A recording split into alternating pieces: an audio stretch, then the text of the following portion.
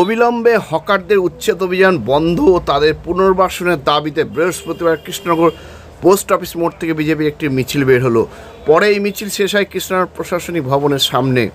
এদিন অতিরিক্ত জেলা শাসক জেনারেল এজাজ আহমেদের কাছে 7 দফা দাবি সংবলিত একটি স্মারকলিপি জমা দেয়।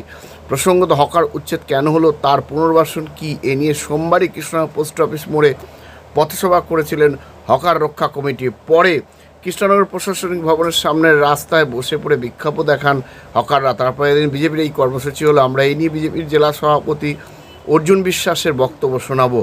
আর এ নিয়ে আজকাল আগামী বিশেষ প্রতিবেদন। হকারদের উচ্ছেদ অভিযান বন্ধ ও তাদের পুনর্বাসনের দাবিতে বিজেপির মিছিল ও ডেপুটেশন।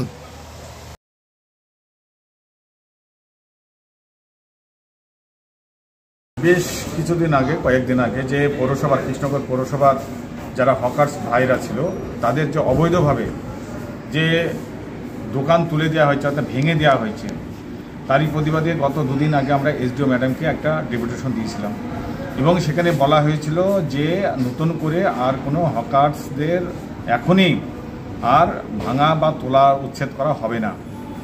কিন্তু কালকে আবার যেহেতু কৃষ্ণনগর পৌরসভা থেকে ঘোষণা করা হচ্ছে 48 ঘন্টার মধ্যে এলাকায় আবার নতুন করে চিন্তাভাবনা শুরু হয়েছে ভাঙার বা উচ্ছেদের, আমরা সেই জন্য আজকে মহামান্য ডিএম সাহেবের কাছে ডেপুটেশন দিতে এসেছি হকার্সদের সঙ্গে নিয়ে, যে আমাদের দাবি হচ্ছে যে যাদেরকে ভাঙা হয়েছে তাদেরকে জন্য কি চিন্তাভাবনা করা হয়েছে, তাদেরকে স্থায়ীভাবে বিকল্প ব্যবস্থা করা হচ্ছে কিনা।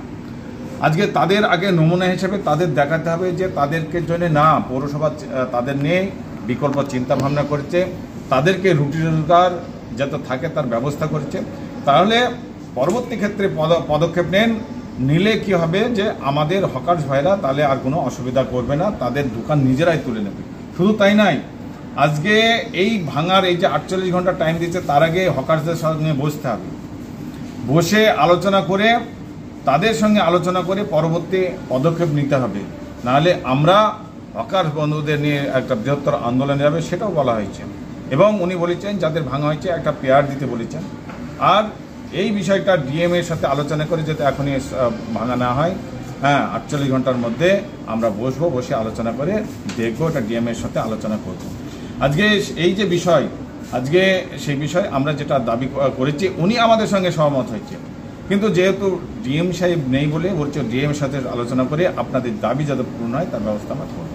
মৌখিকভাবে আমাদের এসডিও ম্যাডাম বলেছে যে এখনই আর নতুন করে কোনো ভাঙা হবে না। আমরা আবার এসডিও ম্যাডামের কাছেও যাব, এবং শুধু তাই না, ডিএম এর কাছে আজকে এসসিপিআর দিলাম। দরকার হলে কালকে আমরা একটা প্রতিনিধি দল আবার আসবো, এসে ডিএম এর সাথে বসবো। আজকে উনি নেই, কিন্তু আমরা আবার এটাকে কালকে এসে আমরা একটা প্রতিনিধি দল, কালকে ডেপুটেশন নাই, জাস্ট আলোচনা করব ডিএম এর সাথে পরবর্তী পদক্ষেপ।